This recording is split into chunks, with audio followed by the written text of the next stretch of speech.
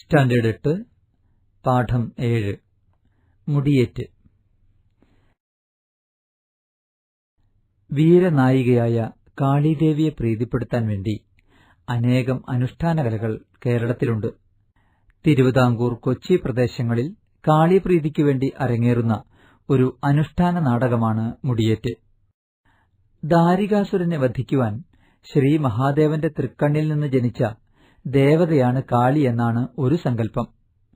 ദേശസഞ്ചാരിണിയായി പൊക്കണവും ചൂരക്കോലുമായി ദാരികന്റെ കോട്ടയ്ക്കകത്ത് ചെന്ന കാളി ഭിക്ഷ ആവശ്യപ്പെട്ടപ്പോൾ കാലകേയി പൊന്മകളോട് ചോദിച്ചാൽ കിട്ടുമെന്ന് ദാരികൻ പറഞ്ഞുവത്രേ. ഭിക്ഷയല്ല കാളി ആവശ്യപ്പെട്ടത്, മറിച്ച് കാളി ഉപദേശമായിരുന്നു.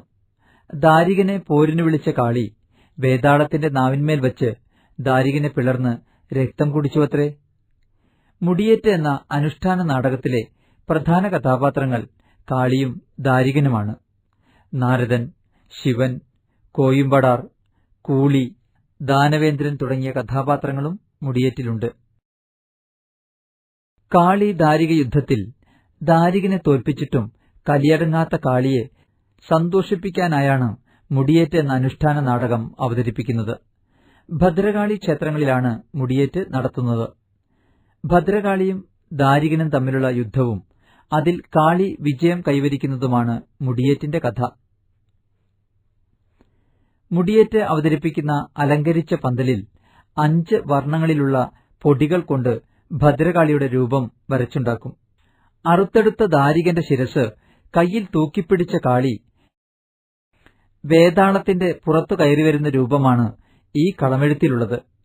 ഇങ്ങനെ വരച്ചുണ്ടാക്കുന്ന കളം വിവിധ ചടങ്ങുകൾക്കു ശേഷം മായ്ക്കും. അതിനുശേഷമാണ് മുടിയേറ്റ് എന്ന നാടകീയമായ കലാരൂപം അരങ്ങേറുന്നത്. സാധാരണ നാടകാവതരണങ്ങളിൽ പല രംഗങ്ങൾ ഉള്ളതുപോലെ മുടിയേറ്റിലും വിവിധ രംഗങ്ങളുണ്ട്. കാളിയും ദാരികനും തമ്മിലുള്ള യുദ്ധമാണ് മുടിയേറ്റിലെ ഏറ്റവും നാടകീയമായ രംഗം. യുദ്ധത്തിനൊടുവിൽ ദാരികന്റെ അറുത്തെടുത്ത തലയെന്ന് സങ്കൽപ്പിച്ചുകൊണ്ട് ദാരികന്റെ മുടിയായ കിരീടവുമായി കാളി അരങ്ങിൽ പ്രകടനം നടത്തുന്നു. ദാരികന്റെ തല കാളി അറുത്തെടുക്കുന്ന വേളയിൽ ആടിനെയും കോഴിയെയും കുരുതി കഴിക്കുന്ന സമ്പ്രദായം മുമ്പുകാലത്ത് ഉണ്ടായിരുന്നുവത്രേ. കാളി ദാരിക യുദ്ധവുമായി ബന്ധപ്പെട്ട ഒരു കഥയുണ്ട്. ആ കഥ ഇതാണ്. ബ്രഹ്മാവിൽ നിന്നും വരം വാങ്ങിയ അസുരനാണ് ദാരികൻ. ഒരു സ്ത്രീയുടെ കൈകൊണ്ടു മാത്രമേ തനിക്ക് മരണമുണ്ടാവുകയുള്ളൂവെന്നും തന്റെ ശരീരത്തിൽ നിന്നും ഒരു തുള്ളി ചോരയെങ്കിലും ഭൂമിയിൽ വീഴാനിടയായാൽ തന്നെപ്പോലുള്ള 1000 പേർ ആ രക്തത്തിൽ നിന്ന് ജനിക്കുമെന്നുമുള്ള വരമാണ് ദാരികൻ നേടിയത്. വരം ലഭിച്ച ദാരികൻ അഹങ്കാരിയായി തീരുകയും ലോകം നശിപ്പിക്കാൻ ഇറങ്ങിത്തിരിക്കുകയും ചെയ്തു. ഇതിൽ പരിഭ്രമിച്ച നാരദൻ ഭൂമിയിലെത്തി വിവരങ്ങളറിഞ്ഞ് അവ പരമശിവനെ അറിയിച്ചു. അപ്പോഴാണ് ദാരിക നിഗ്രഹത്തിനായി പരമശിവൻ തന്റെ തൃക്കണ്ണിൽ നിന്നും കാളിയെ സൃഷ്ടിച്ചത്. സൂര്യാസ്തമയത്തിനു ശേഷമാണ് മുടിയേറ്റ് ആരംഭിക്കുന്നത്. അടുത്ത സൂര്യോദയത്തിനു മുമ്പ് പര്യവസാനിപ്പിക്കുകയും ചെയ്യും. ശിവനും നാരദനും രംഗത്ത് വരുന്നതോടെയാണ് നാടകാരംഭം. ശേഷം ദാരികന്റെ പുറപ്പാടായി. പിന്നീടാണ് കാളിയുടെയും കൂളിയുടെയും പുറപ്പാട്.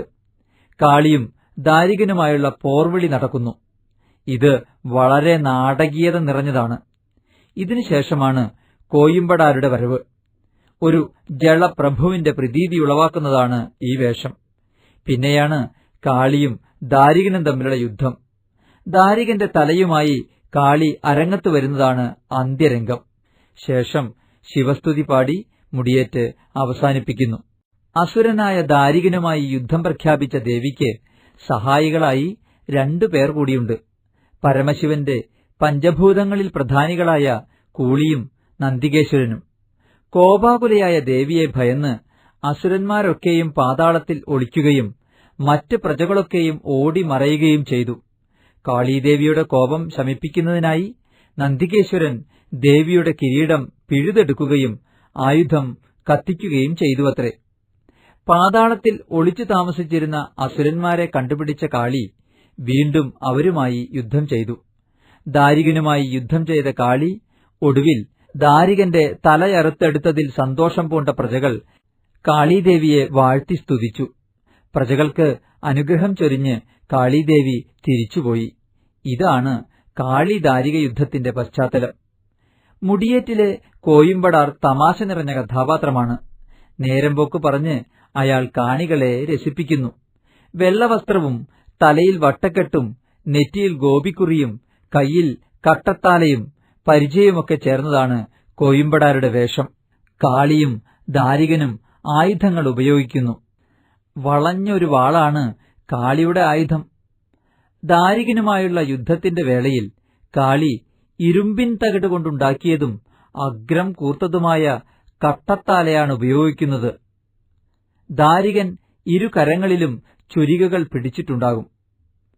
മുടിയേറ്റിൽ പാടുന്ന പാട്ടുകളെ തോറ്റമെന്നാണ് പറയുക. കഥാപാത്രങ്ങളുടെ സംഭാഷണ രൂപേണയുള്ളവയാണ് മുടിയേറ്റിലെ പാട്ടുകൾ. രൗദ്രഭാവവും ഹാസ്യഭാവവും ഇവയിൽ ഒരുപോലെ നിറഞ്ഞു നിൽക്കുന്നു. പാട്ടിന് വാദ്യങ്ങളുണ്ട്. ചെണ്ട, ഇലത്താളം, ചേങ്ങില എന്നിവയാണ് വാദ്യോപകരണങ്ങൾ. ഉരുട്ടുചെണ്ട, വീക്കൻ ചെണ്ട എന്നിങ്ങനെ രണ്ടുതരം ചെണ്ടകളുമുണ്ടാവും. വീക്കുചെണ്ട താളം പിടിക്കാനും ഉരുട്ടുചെണ്ട വായ്ത്താരി വായിക്കാനുമാണ് ഉപയോഗിക്കുന്നത്. 4 കാലുകൾ നാട്ടി പന്തലിടുന്നതാണ് മുടിയേറ്റിന്റെ അരങ്ങ്. പ്രകാശത്തിനായി നിലവിളക്ക് ഉപയോഗിക്കുന്നു. കാളിയുടെ പ്രവേശന സമയം പന്തങ്ങൾ കത്തിച്ചു പിടിക്കുകയും തെല്ലിപ്പൊടി എറിയുകയും ചെയ്യും. ഒരു തിരശ്ശീല പിടിച്ച് അതിന്റെ മറവിലായിരിക്കും കഥാപാത്രങ്ങൾ പ്രവേശിക്കുന്നത്. കുറുപ്പന്മാരാണ് മുടിയേറ്റ് നടത്തുന്നത്. ചില പ്രദേശങ്ങളിൽ മാരായാന്മാരും പതിവുണ്ട്. വാദ്യക്കാർ മിക്കവാറും മാരായാന്മാരായിരിക്കും. കളം വരയ്ക്കുന്നതും കളമ്പാട്ട് പാടുന്നതുമൊക്കെ കുറുപ്പന്മാരാണ്. മുടിയേറ്റ് ഒരു അനുഷ്ഠാന നാടകരൂപമാണെന്നും ഒട്ടേറെ പ്രത്യേകതകൾ നിറഞ്ഞതാണെന്നും മനസ്സിലായില്ലേ? അനുഷ്ഠാനമായതിനാൽ തന്നെ കുടുംബങ്ങളുടെ വഴിപാടായിട്ടാണ് മുടിയേറ്റ് അരങ്ങേറുന്നത്. എല്ലാ അനുഷ്ഠാന നാടകങ്ങളെയും പോലെ ഇതിന്റെ കാണികളും പ്രകടനം കണ്ട് വെറുതെ സന്തോഷിക്കാൻ മാത്രം വരുന്നവരല്ല. കാണാൻ വരുന്നവരൊക്കെയും തികഞ്ഞ വിശ്വാസികളാണ്. ഒരു ക്ഷേത്രത്തിലെ പൂജയ്ക്ക് പങ്കെടുക്കുന്ന അതേ മനസ്സുമായാണ് അവർ മുടിയേറ്റ് കാണാൻ വരുന്നത്. ഇന്നത്തെ പുതിയ തലമുറയെ വളരെ പ്രാചീനമായ ഒരു കാലത്തോട് ബന്ധിപ്പിക്കുന്ന കണ്ണികളാണ് മുടിയേറ്റ് പോലെയുള്ള കലാരൂപങ്ങൾ എന്ന കാര്യം നമ്മൾ പ്രത്യേകം ഓർക്കേണ്ടതുണ്ട്. ഇതുപോലെയുള്ള അനുഷ്ഠാന കലാരൂപങ്ങളുടെ പ്രാധാന്യം